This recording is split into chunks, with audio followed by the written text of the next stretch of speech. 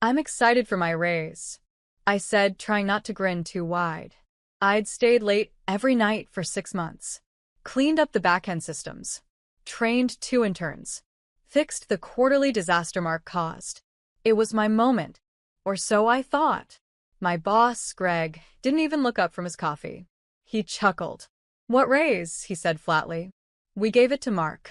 I blinked. "What?" He turned to HR. They nodded and slid a packet across the glass table. The header read, "Salary increase approval, Mark Evans."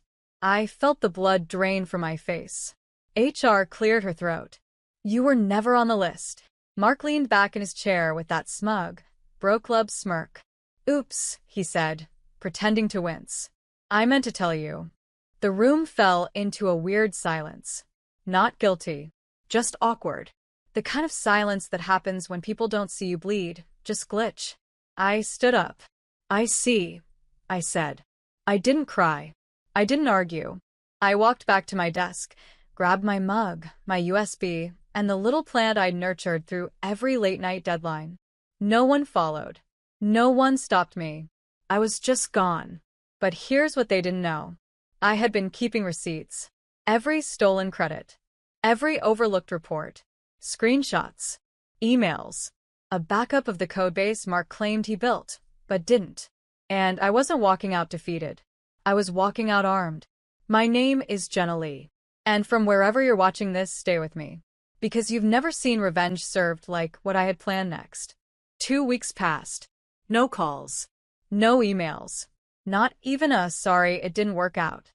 I guess they assumed I'd just vanish quietly, like every other woman they undervalued and pushed out. But I didn't vanish. I went building. See, while Mark was posting celebratory selfies and Greg was patting himself on the back for promoting leadership loyalty, I was turning my apartment into a war room.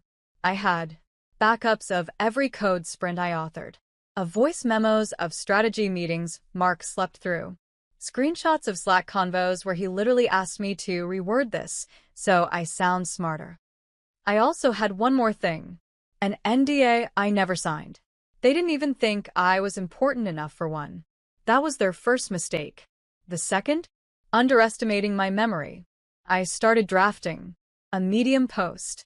Title: How I Built a $1 Million Platform While a Mediocre Man Took My Credit and My Raise. But I didn't publish it yet. Not until I gave one final warning. I sent an email directly to Greg. Subject: Attribution request. Final chance to make this right.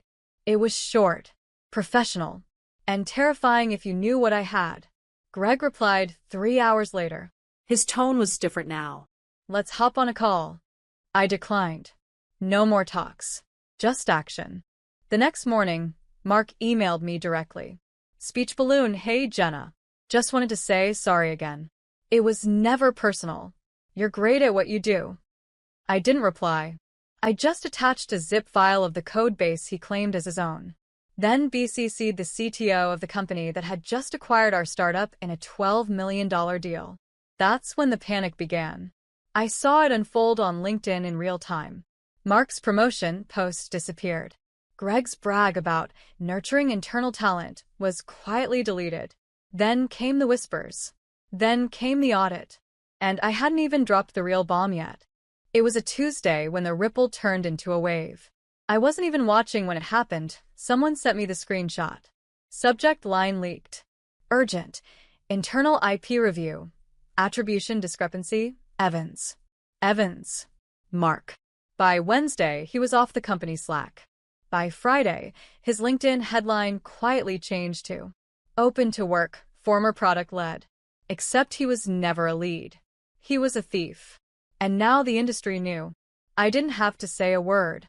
The CTO's team did the digging. The code review exposed Mark's complete lack of technical authorship. They cross-referenced logs, found my commits, found his edits. Turns out, oops, I forgot to tell you, doesn't cover intellectual theft, especially not during an acquisition. Meanwhile, Greg tried to save face. He sent me an email. Speech balloon: "We'd love to bring you in for a consulting role, just short-term of course. Happy to discuss compensation." I laughed out loud. He wanted the fire after trying to snuff it out. So I replied, "Speech balloon, Greg.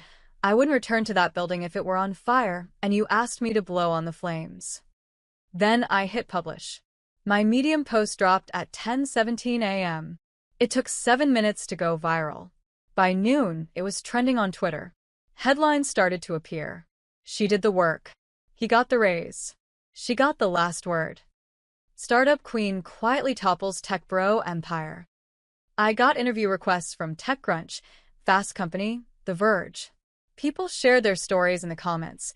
Women, non-binary devs, interns who'd been erased by louder voices. I wasn't just a name anymore. I was a symbol. And Mark? He was a case study in what happens when you mistake silence for weakness. Greg tried to spin it, said it was a miscommunication, a learning opportunity, but no one bought it. Because I didn't just pack my desk that day. I took their house of cards with me. 2 weeks after the post blew up, I got the message. From Alana Ruiz, CTO at Halcyon Tech, a major player. Subject: Let's talk. I read your story. I've got a proposal. We met at a quiet cafe in Midtown. She didn't bring a PR person. No legal shield. Just her and a notebook. Respect shows in how people arrive. She slid a folder across the table. Inside, a 6-month build contract. Full technical lead authority. A blank check for salary. Equity on top. "I don't want you to come back to tech," she said. "I want you to lead where tech's going next." I smiled. "Why me?" She leaned in. "Because you don't just build systems. You expose the ones that are broken." I signed that night. No hesitation. No second thoughts. I was no longer walking into rooms hoping for space. Now I was designing the floor plan. Meanwhile, Mark ghosted the internet. No tweets. No posts. Just occasional rumors. He tried freelancing, but every client pulled out once they Googled his name. Greg? Still holding onto his VP title, like a life raft in a tsunami. But no one in tech takes his calls without smirking. He became a cautionary tale in HR seminars. And me? I hired a team. Half of them were women who DM'd me after my article. People with fire, not fame. We launched our first beta within 8 weeks. Secured funding before we even finished our pitch deck. We didn't just build a product. We built culture.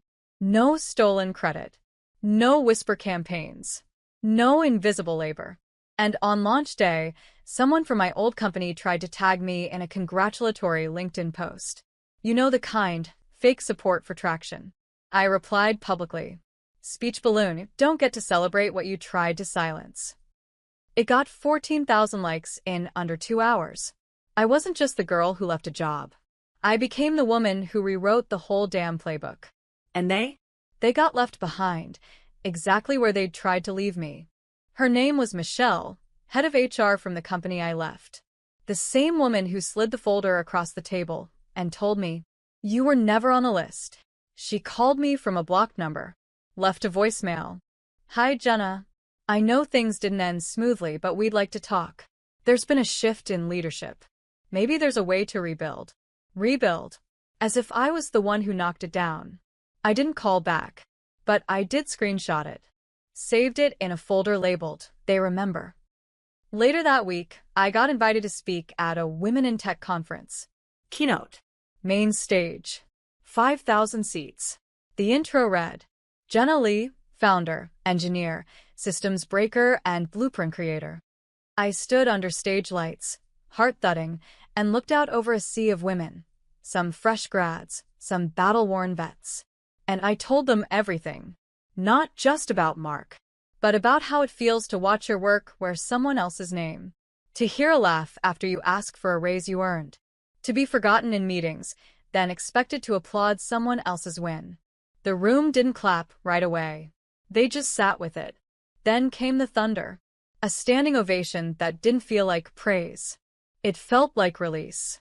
Afterward, a girl no older than 20 approached me. Tears in her eyes. Fists clenched. I thought I was crazy. I thought I was alone. I shook her hand. You're not. You never were. You were just quiet. And they built their thrones on that silence. That night, I received another email. This time from Greg. A different tone. Desperate. Speech balloon, things have changed. We were wrong. I was wrong. Can we talk? I didn't respond. But I did post a quote the next morning. When the system breaks you, rebuild outside of it. When they erase you, print your own pages. And when they finally remember your name, make sure it's on the door, not just the invite. It was shared over 30,000 times. I never looked back, because I wasn't on their list. I was writing a new one. They started sending care packages, branded mugs, "We miss you" cards, even a handwritten note from their new CEO, who, by the way, was brought in after I exposed Greg's incompetence. Cute. But I wasn't interested in nostalgia, with a bow on top. I wasn't the woman who left that building quietly. I was the one who made silence expensive. Then came the kicker. A mutual connection forwarded me a job listing. Page facing up director of innovation, confidential company. $320,000 salary. Stock options. Remote optional. It was my old role. The one they'd mocked me out of. But now it had my fingerprints all over it, the responsibilities, the strategy, the language I once pitched in that same boardroom. I didn't laugh. I didn't cry. I scheduled a post. It dropped Monday at 9:01 a.m. It's wild to see companies hire for roles they once told you didn't exist. I guess building something valuable always looks obvious in hindsight. Signed, the woman who walked out and built the exit into an empire. No hashtags. No tagging. Just truth. Raw. Clean. Ruthless. And again it exploded. Comment after comment. This. You built what they feared. Every burned bridge lit your way forward. By noon, Michelle from HR sent one more email. Speech balloon, Jenna, we understand this door may be closed. But if you're ever open to conversation, I replied with one sentence. Speech balloon, I don't revisit places that required my silence to stay comfortable. Blocked. Deleted. That was the last I ever heard from them. Because I didn't just walk away from the building. I condemned it. And what I built in its place. They'll never be able to replicate. Because it wasn't just a job. It was mine. I stood across the street from their new office. Shiny, sterile, rebranded. Different logo. Same rot underneath. It wasn't nostalgia. It was reconnaissance.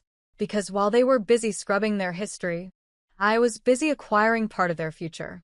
You see, through Halcyon's funding arm, I bought a quiet majority share in one of their core vendors, the one that powers their back-end infrastructure. No one knew. Not until the contract came up for renegotiation. And I walked in. Not with a badge. With a board seat. Greg wasn't there anymore. Neither was Mark. But Michelle? She recognized me the moment I stepped through the frosted glass doors. Her eyes widened. She stood up.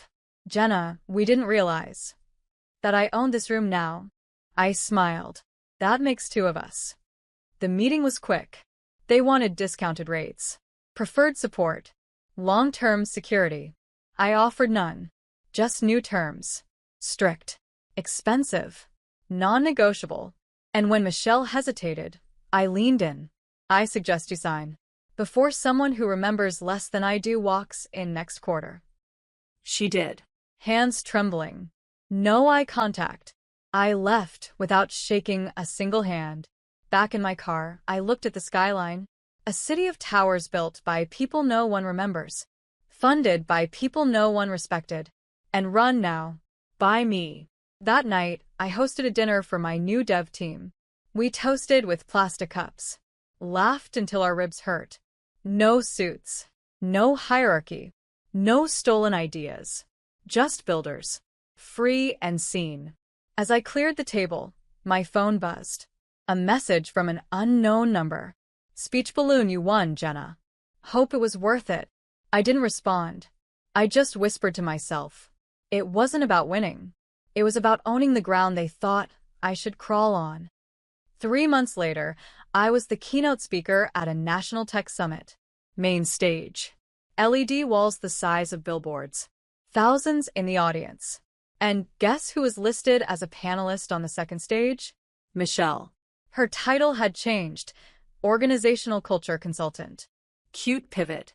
No mention of where she'd come from. Backstage, she walked past me. Paused. Then turned. Jenna, she said like we were old friends who just lost touch. Your work, it's incredible. Really? What you've built is. I cut her off. Spell my last name. She blinked. What? My last name? Say it. Spell it. She hesitated. Leigh? I shook my head. It's Leigh. You approved paperwork with it misspelled 3 times. And when I corrected it, you laughed and said, details aren't everything. Her face went pale. I smiled. They are now.